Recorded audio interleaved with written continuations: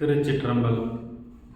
வெற்றி நிச்சயம் என்கின்ற உறுதியோடும் உணர்வால் இணைவோம் என்கின்ற சிந்தனையோடும் உங்களில் ஒருவன்.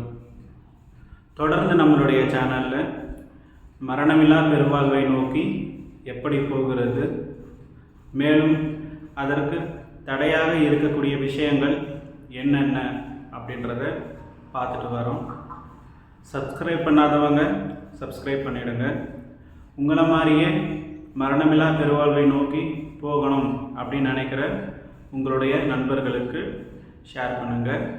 நான் சொல்லக்கூடிய கருத்துக்களில் ஏதாச்சும் உங்களுக்கு மாற்று கருத்து இருந்ததுன்னா நிச்சயமாக கமெண்ட்டில் சொல்லுங்கள். நாம் சத்விசாரம் செய்யலாம்.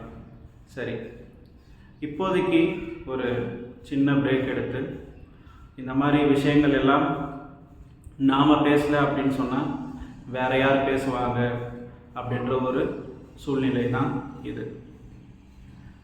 சைவர்களும் சரி வைணவர்களும் சரி தங்களுடைய நெத்திகளில் சைவ சின்னத்தையும் வைணவ சின்னத்தையும் ஏந்துவதற்கு தரிப்பதற்கு ஒரு நாளும் வருத்தமோ அசிங்கமோ பட்டது கிடையாது.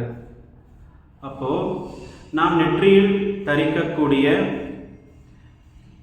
பட்டைக்கும் நாமத்திற்கும் என்ன வித்தியாசம், இது ரெண்டும் எதனால் நாம் போட்டுக்கிறோம் அப்படின்றத பற்றியான ஒரு வீடியோ தான் இது. இந்த வீடியோ கூட போடக்கூடிய, இது நார்மலாக பேசும்போது இந்த பதிவு வந்துட்டு ஒரு 2 மாதம் கழிச்சோ 3 மாதம் கழிச்சோ வர வேண்டிய பதிவு தான். ஆனால் இப்போது இதை பற்றி நம்ம பேசுகிறதுக்கு காரணம் என்னன்னு சொன்னால், நமக்கு முன்னோடியாக இருக்கக்கூடியவர்கள், நம்முடைய முன்னவர்கள், இன்றைக்கி பெரிய பெரிய இடத்துல இருக்கவங்க, இதை நாம் ஏன் செய்கிறோம், எதுக்காக செய்கிறோம் அப்படின்ற ஒரு புரிதல் அவங்களுக்கு இல்லாததுனால அவங்க பேசுகிறாங்க. ஸோ அவங்களுக்கும் விளக்கம் கொடுக்கறதுக்காகவும் மற்ற அடியார்கள் மற்ற பக்தர்கள் அவங்களும் தெரிஞ்சுக்கிட்டு புரிஞ்சு நடந்துக்கணும் அப்படின்ற ஒரு விஷயத்துக்காக இந்த விளக்கத்தை நான் உங்களுக்கு கொடுக்க போகிறேன். சரிங்களா? இதுக்கு முந்தின வீடியோக்கள்லையே நாம் பார்த்துருந்தோம், நம்மளுடைய உடம்பு வந்துட்டு 2 கம்பார்ட்மெண்ட்டாக பிரிக்கப்பட்டிருக்கு அப்படின்னு சொல்லி. மொதல் கம்பார்ட்மெண்ட்டு நம்மளோட டயாஃப்ரம்க்கு கீழேயும், இன்னொன்று நம்மளுடைய டயாஃப்ரம்க்கு மேலேயும். கீழே இருக்கக்கூடிய 3 சக்கரங்கள் ஒரு கேட்டகரி, அடுத்து மேலே இருக்கக்கூடிய சக்கரங்கள் அடுத்த கேட்டகரி. அப்போது கீழே இருக்கக்கூடிய ஆதார சக்கரங்களை 3 இருக்குது. அதில் வந்துட்டு அங்கே இருக்கக்கூடிய ஜோதியினுடைய பெயர் விஷ்ணு ஜோதி, திருமால் ஜோதி. அப்போது மூலாதாரத்திலிருந்து நமக்கு தடையாக இருக்கக்கூடிய ஒவ்வொரு விஷயங்களையும் நாம் விலக்கி கொண்டே வரும் பொழுது நமக்கு கிடைக்கக்கூடிய முதல் ஜோதி தரிசனம், அனுபவ ஜோதி தரிசனம், நம்முடைய காக்கும் தெய்வமான திருமால் மற்றும் லக்ஷ்மி தாயின் துணையோடு நமக்கு ஒரு ஜோதி தரிசனம் காண்பிக்கப்படும். அந்த ஜோதி எப்படி இருக்கும் அப்படின்னு சொன்னால், பின்னாடி ஃபுல்லாக ஒயிட் பேக்ரவுண்ட் இருக்கும், நடுவில் அந்த ஜோதி எரிஞ்சுக்கிட்டு இருக்கும். அதை குறிக்கும் வகையில் தான் வைணவர்கள் தங்களுடைய நெற்றியில் நாமம் அணிகின்றார்கள் அப்படின்றத நாம் புரிஞ்சுக்கணும். அதனால் இப்படி நாம் நெத்தியில் போடுற நாமத்துக்குண்டான அர்த்தம் என்ன அப்படின்னு சொன்னால், மணிப்பூரக சக்கரத்தில் இருக்கக்கூடிய ஜோதி மலர்ந்து நமக்கு காட்சி தரும் பொழுது பின்னாடி வெள்ளை நிறமும் நடுவில் இளஞ்சிவப்பு நிறமும் நமக்கு தெரியும். அதனால் அது வந்துட்டு விஷ்ணுவாசியாக நம்முடைய உடலில் ஓடிக்கொண்டிருக்கும். அது விஷ்ணு ஜோதி. அதை குறிக்கும் வகையில் நாம் நெற்றியில் நாமம் போட்டுக்கொள்கின்றோம். அடுத்து சைவர்கள்கிட்ட வந்தால், சைவர்கள் தங்களுடைய நெத்தியில் பட்டை போட்டுப்பாங்க. சரிங்களா? அதுவும் இந்த 3 விரலை பயன்படுத்துவாங்க. இந்த 3 விரல்களில் நம்மளுடைய 5 விரல்களும் ஒவ்வொன்றை குறிக்கும். ஒன்று ஆணவம், ஒன்று கண்மம், இன்னொன்று மாயை, ஒன்று உயிர், ஒன்று ஆத்மா. அப்போது நமக்கு இருக்கக்கூடிய இந்த ஆணவத்தை புறம் தள்ளிவிட்டு நம்மளுடைய கண்மம், மாயை, உயிர் இது 3த்தையும் சேர்த்து விரல்களில் எடுத்து பிரம்மதேவர் நம்மளுடைய தலையில் எழுதியுள்ள தலையெழுத்தை நாம் அளிக்கின்றோம். அப்போது நம்மளுடைய தலையெழுத்தை அளிப்பதற்கு இரேசராக, அழைப்பானாக விபூதியை பயன்படுத்தி கொண்டிருக்கின்றோம் அப்படின்றது தான் உண்மை. இப்போ ஒருவேளை உங்கள் கையில் விபூதி இல்லைனா கூட திருவாலவாயில் மதுரையில் இருக்கக்கூடிய சொக்கநாத பெருமானை நினைத்து மந்திரமாவது நீரு வானவர் மேலாவது நீரு என்கின்ற பதிகத்தை பாடிவிட்டு வெறும் கைகளாலேயே நீங்கள் விபூதி பூசிக்கொள்ளலாம். அப்படியும் உங்களுடைய தலையெழுத்து அளிக்கப்படும். அதனால தான் சைவர்கள் விபூதியை பூசிக்கொள்கிறார்கள் அப்படின்ற உண்மையை நாம் புரிந்து கொள்ள வேண்டும். சரிங்களா? அதனால் சைவர்களும் சரி, வைணவர்களும் சரி, தங்கள் இறைவன் மீது வைத்துள்ள பக்தி, அன்பு, அதை பொறுத்து தான் நீங்கள் எந்த நிலைக்கு உங்களின் வாழ்க்கையில் இருக்கின்றீர்கள் அப்படின்றது ஒரு முக்கியமான விஷயம். இந்த நேரத்தில் மற்ற கடவுளையே வணங்காத நபர்கள் ரொம்ப சந்தோஷமாக வாழ்வாங்க.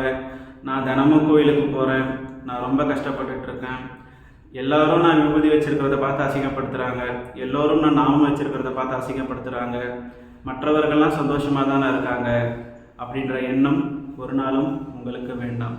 சரிங்களா?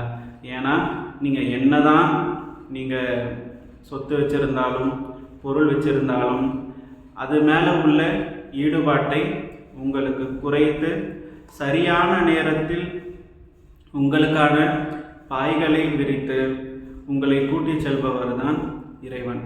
உங்களுடைய பிறவி பெருங்கடலில் நீங்கள் எந்த சந்தோஷத்தை வேணும்னாலும் அடைஞ்சிருக்கலாம், எந்த உச்சக்கட்ட இன்பத்தை வேணும்னாலும் பெற்று இருக்கலாம். ஆனால் இறைவன் சரியான நேரத்தில் உங்களுடைய படகில் பாய்களை விரிக்க வேண்டும். அப்போதுதான் நீங்கள் உங்களுடைய பிறவி கடலை கடப்பீர்கள். சரிங்களா?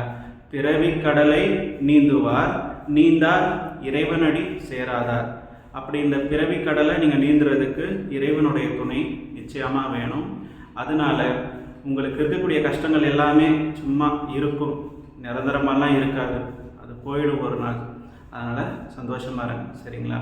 அப்போது நாம் விபூதியும் திருநீரும் நாமமும் எதற்காக போடுறோம் அப்படின்றத விளக்கத்தை நான் உங்களுக்கு சொல்லியிருக்கேன். சரிங்களா? அதனால் உங்கள்கிட்ட யாராச்சும் கேட்டாங்கன்னா நீ எதனால் விபூதி வைக்கிற, எதனால் திருநீர் வைக்கிற அப்படின்னு சொல்லி கேட்டால், நாமம் என்பது விஷ்ணு ஜோதியை குறிக்கின்றது. பேக்ரவுண்டில் வெள்ளை நிறமும் நடுவில் இளஞ்சிவப்பு நிறமும் தெரியும், அது விஷ்ணு ஜோதி. விஷ்ணு ஜோதி எனக்குள் இருக்கின்றது, என்னுள் இருந்து வெளிப்பட்டு கொண்டிருக்கின்றது. அதற்காகத்தான் நாம் நாமம் போடுகின்றோம். அடுத்தபடியாக இந்த பிரம்மன் எழுதிய தலையெழுத்தின் காரணமாக என்னுடைய வாழ்க்கையில் இன்ப துன்ப சுழற்சி ஏற்பட்டு கொண்டிருக்கின்றது.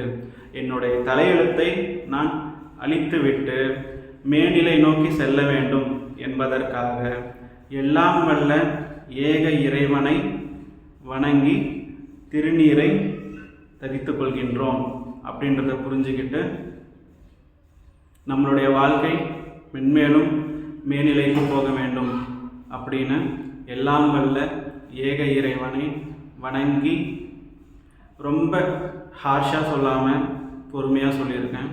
ஏன்னா பேசியவர்கள் எல்லாருமே பெரியவர்கள். நிச்சயமாக நாம் அவங்களுக்கு ஒரு பாடம் சொல்லி கொடுக்க வேண்டிய காலம் வரும். சன்மார்க்க ஆட்சி மலரும், மலராமல்லாம் போகாது. சரிங்களா? அத்தனை அறிவு படைத்த நம்மளுடைய முன்னோர்கள் ஊருக்கு ஊர் கோயில் தான் கட்டியிருக்காங்க.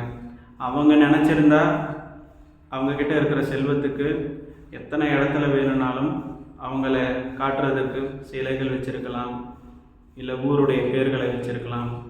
அதெல்லாம் அவங்க பண்ணலை. சரிங்களா? இதை இப்போ இருக்கக்கூடியவர்களும் புரிந்து கொள்ள வேண்டும். ஏன்னா அப்படி ஒரு வேளை இவங்க புரிஞ்சிக்காமல் போயிட்டாங்கன்னு சொன்னால், எப்படி களப்பிரர்கள் அப்படின்னு ஒருத்தங்க இருந்தாங்க, அவங்களுடைய எந்த ஒரு தகவல்களும் நமக்கு கிடைக்காமல் போச்சோ அந்த நிலைமையும் ஏற்படும் அப்படின்றது அவங்களுக்கு கொடுக்க வேண்டிய எச்சரிக்கையும் கூட. அதனால் அரசன், தெய்வம், இறைவன் இவங்க 3 பேரும் வணங்குவதற்கு தகுதியுடையவர்கள். அதனால் அவர்களையும் வணங்கி மக்கள் இன்பமாக வாழ வேண்டும் என்று கூறிக்கொண்டு உங்களிடமிருந்து விடைபெறுகிறேன். நன்றி, வணக்கம்.